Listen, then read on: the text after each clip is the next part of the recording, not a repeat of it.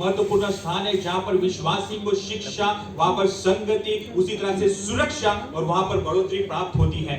In the church, say amen. आमीन कहेंगे इस बात के लिए। Alright, if you are a believer or you may be a new believer, that everybody has to be a part of the church life. और इसीलिए मैं आपको उत्साहित करना चाहती हूँ कि यदि आप विश्वासी है या आप नए विश्वासी है, मैं आपको उत्साहित करना चाहता हूँ कि हम में से हर एक को कलीसिया में आने की जरूरत है, उसका प्रमुख भाग बनने की जरूरत है। You see, if you want to live an individual life, you see, you can never grow into the deeper things of God. यदि आप व्यक्तिगत जीवन को व्यतीत करना चाहोगे तो कभी भी आप परमेश्वर की गहराई भरी बातों में उन्नति प्राप्त नहीं कर पाओगे। Amen? Amen. And those who want to experience even the deeper things of God, they will go to Jericho. और यदि आप लोग देखेंगे जो ऐसे लोग जो परमेश्वर की और अधिक गहराई में उतरना चाहते हैं, गहराई की बातों को देखना चाहते हैं, वो वहां से निकलकर यरीहो की ओर जाते हैं। Sometime back I did the book of Joshua, right? I dealt a lot about Gilgal and Jericho. Pastor कह रहे हैं कि कुछ महीना पहले उन्होंने यहोशू की किताब से हमारे सामने बात की और वहां पर बीच से गिलगाल और यरीहो के बारे में उन्होंने ज्यादातर बातें की। Jericho was a city with very high and impenetrable walls. But in a moment of God, did a mighty miracle to bring down the walls, and Israel had a supernatural victory. हम लोग सभी जानते कि यरीहो शहर वो अभेद्य दीवार से घिरा हुआ था, जो कोई भी उसे भेद नहीं सकता है। लेकिन जैसे परमेश्वर के अलौकिक कार्य वहां पर होते हैं, वो दीवार गिर जाती है और इस्राएली लोग शहर में प्रवेश कर पाते हैं। So I hope that the church, today, we are experiencing this supernatural victory.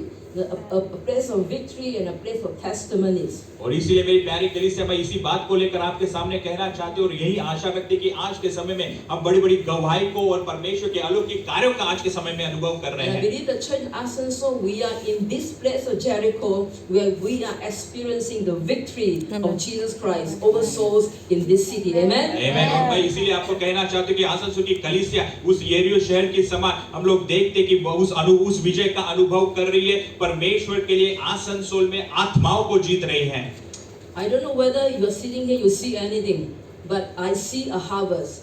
Okay, I see harvest, I see harvest, and I see harvest. मुझे पता नहीं कि आप कौन सी बात को देख पा रहे हैं, लेकिन मैं यहाँ पर खड़ी होकर मैं इसी बात को देख पा रही हूँ, एक बड़ी सी कटनी और एक बड़ी सी कटनी होने वाली है। Now I see harvest, greater and greater harvest is coming. I see that a lot. Okay, you're going to see a lot that in the second service. You're going to see a lot in the third service. और मैं आपको बताने वाली हूँ कि मैं उस बड़ी सी कटनी को मैं देख रही हूँ, उस बड़ी सी कटनी को मैं तीसरी सभा में उस बड़ी सी कटनी को मैं देख पा रही हूँ। And the Lord said, prepare the church. और इसीलिए परमेश्वर कह रहे कि अपनी कलीसिया को तैयार कर, prepare the leadership. अगुवाई को तैयार कर। Souls are coming in. और जितने सारे स्रोत है, वो आत्माएं हैं, वो आ रही हैं। Prepare and keep them and disciple them. और इसीलिए आपको उन लोगों को तैयार करने की जरूरत है, उन्हें शिष्य बनाने की जरूरत है, उन्हें कलीसिया में रखने की जरूरत है। So in next year, I'm going to work very differently.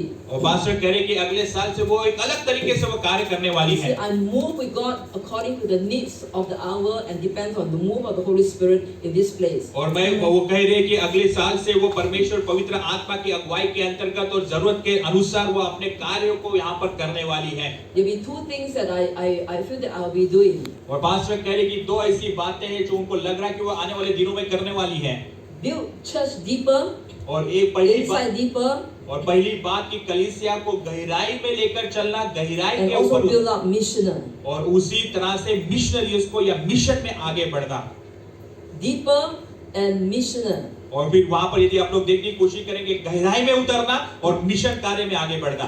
And so we need to understand, what God is doing right in this time.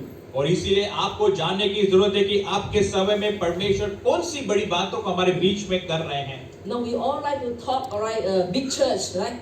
Souls coming in, church grow, we're very excited. We see many people coming to the church. और हम लोग बहुत बार हम लोग देखते हैं बड़ी कलीसिया को लेकर हम लोग हमेशा उत्साहित रहते हैं, आत्माएं कलीसिया में आ रही है, कलीसिया बढ़ रही है, उसको लेकर हम लोग हमेशा उत्साहित रहते हैं, उसके बारे में सोचते हैं। We hear a lot of encounter, testimony, miracles. और बहुत सारे अनुभव को हम लोग देखते हैं, मुठभेड़ को देखते हैं, वहां पर बदलाव को देखते हैं, आत्मा को कलीसिया में लाया जा रहा है। But in the leadership, God expects us to work. It's time to work, and we have to work very hard. लेकिन अगुवाई के समय में देखने की कोशिश करेंगे तो परमेश्वर हमसे कह रहे हैं कि हमें परिश्रम करने की जरूरत है, अति मेहनत करने की जरूरत है। It's no time to get involved in all the small things. छोटी-छोटी बातों में अपने आप को डालने की अभी समय नहीं है। It's no time to talk in all these small talks. और छोटी छोटी बातों को लेकर बातचीत करना अभी वो उसके लिए समय नहीं है। You see, it's time to put your hands in the field and start to work.